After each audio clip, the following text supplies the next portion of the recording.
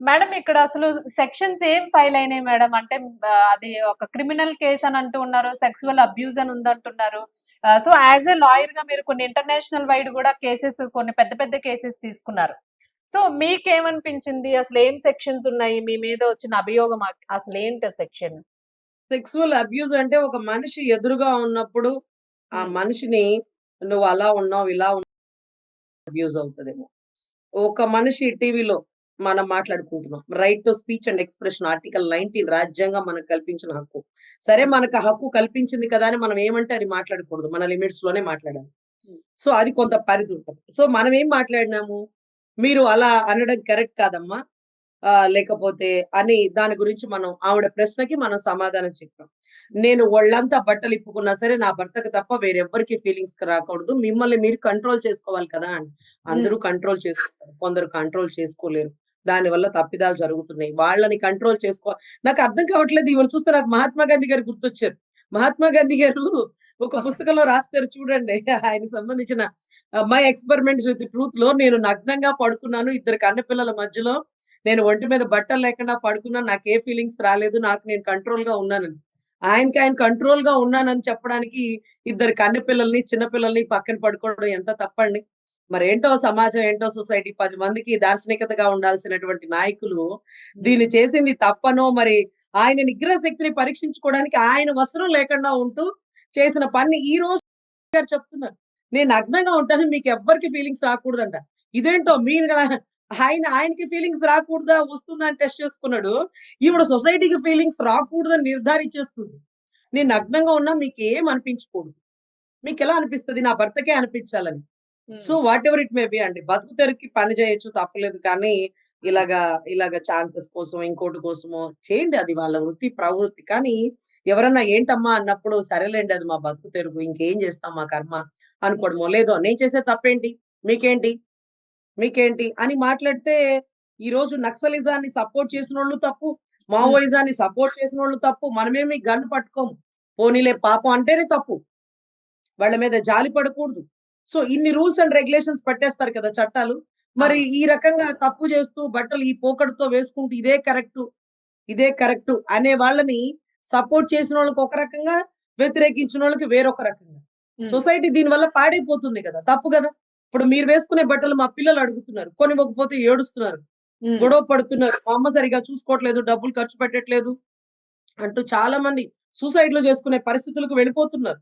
హ్మ్. సో, ఇటువంటప్పుడు మా బిడ్డలు మేము మార్చుకోవాలి అంటే వాళ్ళ చిన్న మనసు కదా! లేత మనసు తెలియటల్లా. సో, ఆ! మిమ్మల్ని మార్చాల. మిమ్మల్ని బట్టే వాళ్ళు తయారైపోతున్నారు. ఒకళ్ళని చూసి ఒకళ్ళు. ఎక్కడి నుంచొచ్చారు? వచ్చినప్పుడు ఎలా ఉన్నారు? ఇప్పుడెలా అయిపోయారు? హ్మ్. ఇప్పుడెలా అయిపోయారు? కొన్ని కొన్ని క్యారెక్టర్‌లంటే అది సినిమాల్లో నటించడం మీ ఇష్టం. మీ ఫ్యామిలీతో ట్రిప్ వెళ్ళడం మీ ఇష్టం. బికినీ వేసుకోవడం మీ ఇష్టం. పబ్లిక్ డొమైన్‌లో పెట్టి మీరెవరు మాట్లాడకూడదు అనడం మాత్రం హ్మ్. తప్పు. రేపు జడ్జి గారు ప్రశ్నించినా, "అమ్మా నీ ఆల్బమ్‌లో ఉండే ఫోటోస్ కొట్టేసారా వాళ్ళు?" "లేదు సార్." లేకపోతే నీ ఫేస్‌బుక్‌లో ఉండే ఫోటోస్ ఏమన్నా పర్సనల్‌గా పెట్టుకున్నావు కదా! ప్రైవసీగా ఏమన్నా కొట్టేసినారా? లేదు సార్. మరెక్కడ పెట్టినావమ్మా ఫ్లెక్సీలు?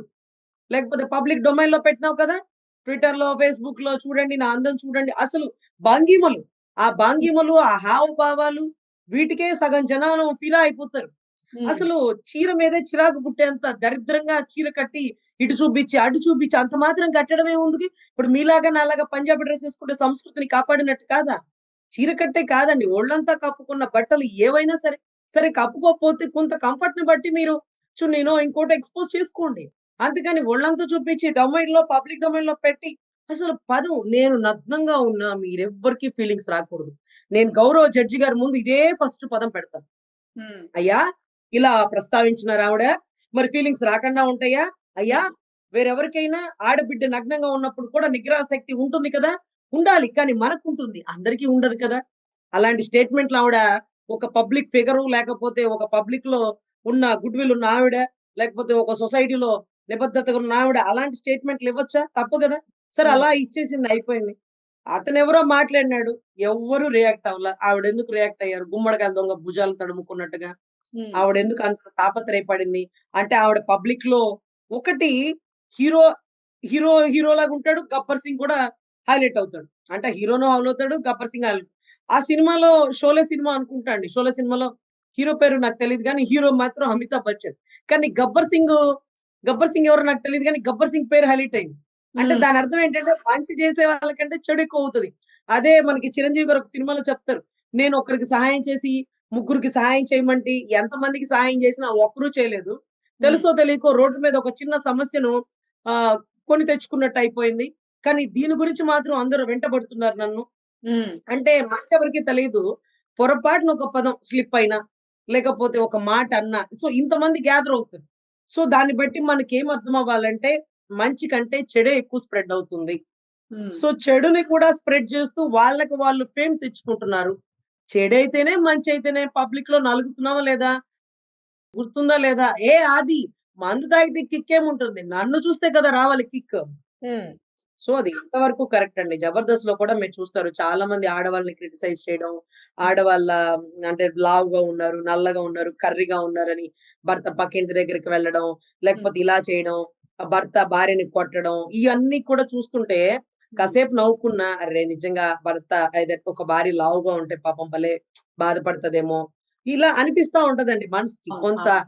అప్పట్లో 'జంజాల' ఆ! గారి కామెడీ చూడండి ఎంత బాగుండేదో. అవును. అవును.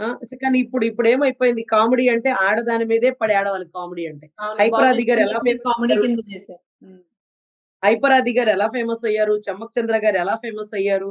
ఆ! అక్కడ సన్నగా ఉండే ఇద్దరు ఆడోళ్ళుంటారు.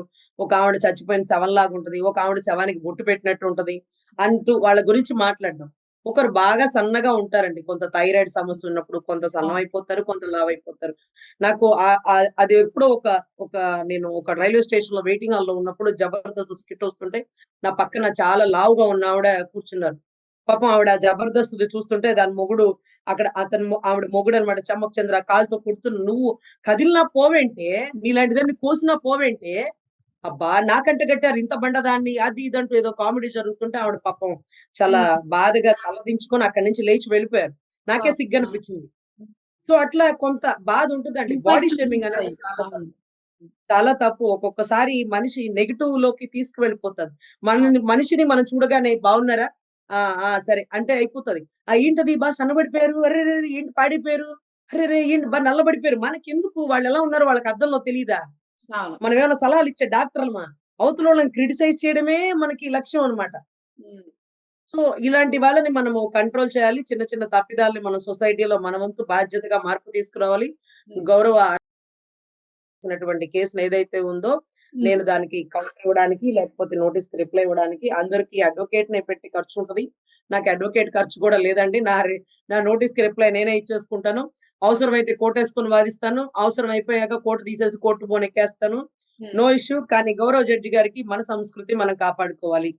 హ్మ్. సో, తెలుసో తెలియకో ఆవిడ అలాంటి ఫోటోలు పబ్లిక్ డొమైన్‌లో పెట్టి, ప్రజలు ఇలాగే ఉండాలి అనడం కరెక్ట్ కాదు. మేమేం చెప్పామంటే, మేమేం చెప్తున్నామో మీకు తెలియట్లేదు కాబట్టి సెంటర్‌లో ఫ్లెక్సీ కడితే 10 మంది ఎన్ని రకాలుగా మిమ్మల్ని గురించి మాట్లాడుకుంటారో తెలిస్తే, మళ్ళీ అలాంటి ఫోటోలు పబ్లిక్ డొమైన్‌లో మీకు పెట్టాలి అని అనిపించదు అని హ్మ్. ఎప్పుడో చిన్నప్పుడు 7థ్ క్లాస్‌లో మాస్టర్ గారు, "నీకు 10 సార్లు పర్మిషన్ ఇస్తంటే తెలియట్లేదమ్మా" అంటూ బయట ఒక గంట నుంచోపెడితే హ్మ్. కన్నీటి పర్యంతం అయిపోయి చుట్టుపక్కల చూసేవాళ్ళు దొంగతనం గొడవలో బయటికి నుంచోబెట్టారా? లేకపోతే నోట్స్ రాయకుండా ఎగ్గొట్టిందా? లేకపోతే పక్క వాళ్ళనేమన్నా కెలికారా? ఇలా ఇన్ని రకాలుగా అనుకుంటున్నారు. అంటే ఒక్కొక్కడి ఆలోచన ఒక్కొక్క రకంగా పోతది. అది గురించి ఒక్కొక్కడు అరె! కిక్ ఎక్కిచ్చిందిరా! అరె! హాట్‌గా ఉందిరా! అరె! సినిమా ఛాన్స్‌కి అరె! దాన్ని మొగుడు వదిలేసాడురా! అరె! ఎవరిని పట్టడానికి చేసిందిరా! ఇలా ఒక్కొక్కరు ఒక్కొక్క రకంగా మాట్లాడుకుంటారు. ఏ ఒక్కరైనా అరె! చూడండిరా ఎంత చక్కగా ఉందో అని అనుకోవడానికి అది చీర కట్టా, చుడీదారా, ఏమన్నా జ్యువెలరీ యాడా, బికినీ. బికినీతో డ్రెస్. వేసుకోకూడదని చెప్పట్లేదు. వేసుకునే ప్రదేశాలుంటాయి. అవును. పెట్టుకునే పరిస్థితులుండే ఫోటోలుంటాయి. నీ భర్తకి చూపించుకో. ఇక్కడ చూడండి ఎంత సన్నబడిపోయానో, బాడీ ఎంత బాగా షేపొచ్చేసిందో బావుంటది. హ్మ్. మీకిద్దరికే. ఆ 4 గోడల మధ్యే. ఇటువంటి ఫోటోని ఇలాంటి వీడియోసు, ఫోటోసు సినిమాలో వచ్చినా మేము పక్కన భర్తతో, బిడ్డలతో కూడా చూడలేము. అవును. సో, అందుకనే సెన్సార్ వాళ్ళు కట్ చేస్తారు. ఈ ఫోటోస్‌కి వీటికి సెన్సార్ లేదు కాబట్టి, హ్మ్. ఎవరిష్టం వచ్చినట్టు వాళ్ళు ఎక్స్‌పోజ్ చేసేసుకుంటున్న పరిస్థితి ఉంది కాబట్టి, మన హ్మ్. సంస్కృతిని మనం కాపాడుకోవాలి. మన కట్టు, మన బొట్టు, మన ఆచార వ్యవహారాలు. సో, హ్మ్. వీటిని బట్టి పోవాలని సనాతన ధర్మాన్ని కాపాడాల్సినటువంటి నైతిక బాధ్యత ఈ సొసైటీలో పుట్టిన ప్రతి ఒక్కరిదండి. అవును. దయవుంచి అంటే మన సంస్కృతిని మనం కాపాడుకుందాం. వారు ఏ కేసులు వేసినా మనం స్వీకరిద్దాం. మనము సొసైటీలో మార్పుని కోరుకుందాం. ఇది ఒక ఉద్యమ స్ఫూర్తితో తీసుకెళ్ళి ఇలాంటి తలపొగరు వారికి ఖచ్చితమైన సమాధానాలు గౌరవ జడ్జి గారితో చెప్పించాలి. ఒకవేళ జడ్జి గారు చట్టాలు ఇలాగే ఉన్నాయమ్మా, మీరు చేసింది తప్పు, ఆవిడ ఎలా వేసుకున్నా మీరేం అనకూడదు అంటే, అయ్యా క్షమించండి. మేము భారతదేశంలో ఉన్నాం. మేము ఒకళ్ళ తప్పే మాట్లాడామని మీరు భావిస్తే, మీరు చట్టపరంగా ఏ శిక్షలు వేసినా మేము సిద్ధంగా ఉన్నాం. కానీ ఇది తప్పు తప్పే. హ్మ్. తప్పు ఎవరు చేసినా తప్పే. అందాన్ని బట్టి అవకాశాలొస్తాయంటే, గౌరవ ద్రౌపది ముర్ము దేవతామూర్తి. ఏమంత అందగత్తెను అవకాశాలొచ్చినియి ఈరోజు ప్రతి ఒక్కరు మొక్కుతున్నారు తల్లి. ఈరోజు మీ తెలంగాణ గవర్నర్ గారు ఏవంత అదిరిపోయే హైట్ పర్సనాలిటీ అని ఈరోజు పోయిన వాళ్ళు కూడా అమ్మా నమస్కారం తమిళ సంస్కృతి అని అంటున్నారు. సిగ్గు లేదా పొద్దుగూకులు అందాన్ని బట్టే అవకాశాలు అది కొంతవరకే. తర్వాత నువ్వేంటి? నీ ఒరిజినాలిటీ ఏంటి? అసలు ఇది పూర్తిగా మారిపోయిందండి. తప్పుని తప్పు అని చెప్పడానికి ఎవరికీ ముందుకు రాట్లా. మనకెందుకులే వాళ్ళిష్టం వాళ్ళ